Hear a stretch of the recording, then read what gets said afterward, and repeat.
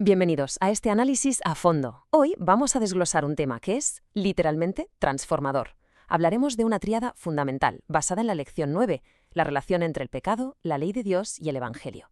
Y ojo, el objetivo aquí no es quedarnos en dogmas abstractos o conceptos lejanos que suenan a manual de teología, para nada. La idea es llevar todo esto a nuestra realidad diaria.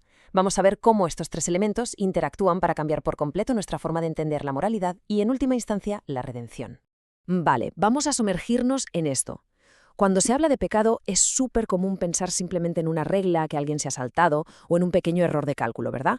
Pero este texto de Isaías 59 nos muestra que el problema es muchísimo más profundo. El pecado es un obstáculo monumental. Básicamente, es una relación que se ha roto con Dios. No es solo una mancha en un historial moral, es una fuerza que separa, que hiere y que se presenta como el mayor obstáculo que enfrentamos como humanidad. Para entender todo esto a la perfección, nuestro recorrido va a ser el siguiente. Primero, abordaremos el problema del pecado. Pasaremos a ver el caso de Sansón y las distracciones. Después analizaremos la ley como un espejo. Luego, cómo interactúan la ley y el Evangelio. Y para terminar, el contraste entre conocer y hacer. Empezamos con la sección 1. El problema del pecado y cómo llegamos a acomodarnos a él. Es fascinante. Y la verdad, un poco preocupante ver la tremenda facilidad que tenemos los seres humanos para normalizar nuestros propios fallos. En lugar de plantar cara a los problemas, tendemos a acomodar esos comportamientos destructivos. Como que asumimos que dejarse llevar es lo normal, parte de la vida. Y claro, esto nos lleva a una pregunta clave. ¿Por qué minimizamos tanto el pecado y evitamos llamarlo por su nombre? El material de estudio sugiere que, muchas veces, es por puro miedo a incomodar. Pero cuidado, porque hay un peligro enorme aquí. Acostumbrarse a lo que la sociedad normaliza nos aleja más y más de una relación sana y restauradora con Dios. Pasamos a la sección 2. Distracciones. Veremos el caso de Sansón.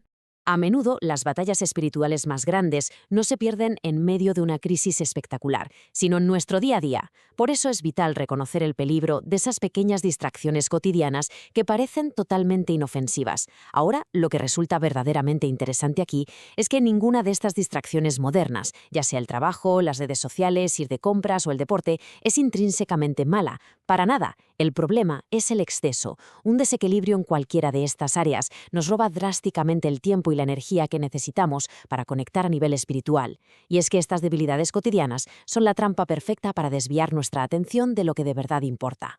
Para entender el impacto real de esto, vamos a contrastar a dos figuras bíblicas. Por un lado tenemos a Sansón, un hombre con una misión enorme que cedió a la tentación simplemente porque dependió en exclusiva de su propia fuerza. Fue una autosuficiencia catastrófica que, como sabemos, le llevó a la ruina. Y en contraste directo tenemos a Jesús. Fijaos bien. A pesar de su naturaleza divina, los textos nos muestran que él se retiraba, de forma intencionada, alejándose de todo el ruido y la presión de la vida, solo para orar.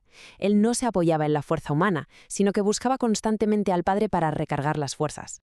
Toda esta seriedad en la batalla espiritual nos lleva a pasajes como Marcos 9, donde se usa un lenguaje que genera muchísima tensión.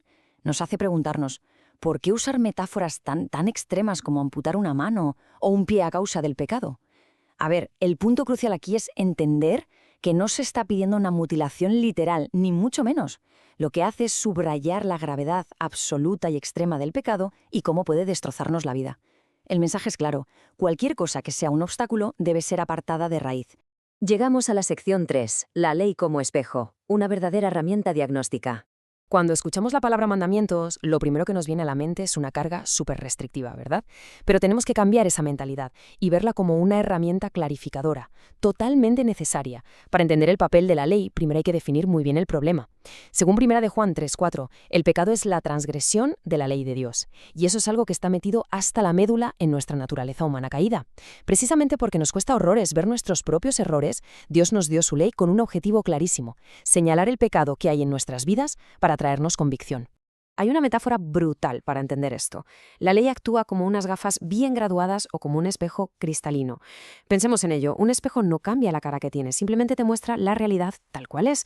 Pues de manera similar, los 10 mandamientos no están ahí para asfixiarnos o quitarnos libertad, están ahí para darnos claridad, para mostrarnos nuestra condición real y sobre todo para funcionar como un mecanismo de seguridad vital que protege nuestras relaciones humanas y nuestra relación con el Creador. Avanzamos a la sección 4, la ley y el Evangelio. Herramienta y puente. Una vez que tenemos claro el diagnóstico, surge la gran pregunta. Si la ley es el termómetro que nos dice que tenemos fiebre, cuál es la medicina. Y esto ilustra de manera brillante el equilibrio armonioso que existe entre la cruz y la ley. No son elementos compitiendo, todo lo contrario. La ley y el Evangelio tienen que trabajar juntos, en total sinergia. La ley nos muestra claramente por qué necesitamos ser salvados, y la cruz, por su parte, provee esa misma salvación. Aquí es importantísimo aclarar una confusión histórica que es súper común y que de hecho el propio Jesús abordó en Mateo 5:17. Él lo dejó meridianamente claro. No vino a suprimir, ni a cancelar, ni a destruir la ley, vino a cumplirla. Jesús arrojó luz sobre el verdadero carácter de la ley, demostrando que en el núcleo absoluto de los mandamientos no hay un legalismo frío y distante, sino un amor auténtico, genuino hacia Dios y hacia el prójimo. Para desglosar esto y que quede súper claro, vamos a ver cómo se reparten los roles. Por un lado, la ley es brillante para señalar el pecado y marcarnos esos límites de protección de los que hablábamos. Pero tiene una limitación enorme. La ley no puede perdonar, no puede justificar y, desde luego, no puede limpiar la culpa de nadie.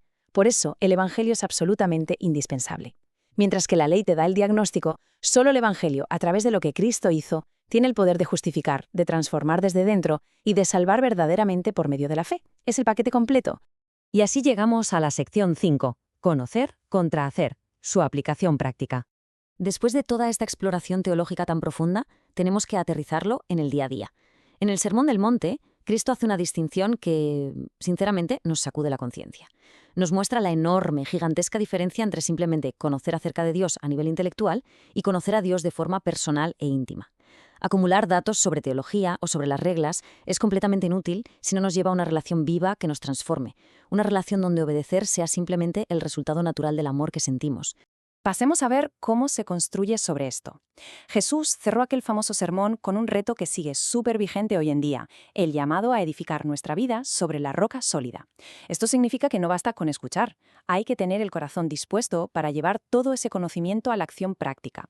Una vida que realmente aguanta los golpes, una vida resiliente, se construye mediante una obediencia que no tiene absolutamente nada que ver con el miedo, sino que nace del amor y de una conexión profunda con lo divino. Para cerrar esta reflexión, el material nos deja con una pregunta que invita a mirarnos muy por dentro. ¿Cuándo llegue el momento de hacer el balance final de nuestras vidas? ¿Dónde vamos a poner nuestra confianza? ¿Vamos a apostar por nuestra propia capacidad humana e imperfecta de cumplir la ley, sabiendo que el espejo siempre nos va a mostrar nuestros fallos? ¿O por el contrario, dejaremos que nuestra confianza descanse por completo en la justicia perfecta de un sustituto? Esta pregunta no solo resume la esencia del Evangelio frente al legalismo, sino que es una invitación a tomar una decisión trascendental. Esperamos que este análisis haya arrojado muchísima luz sobre estas dinámicas teológicas tan fascinantes.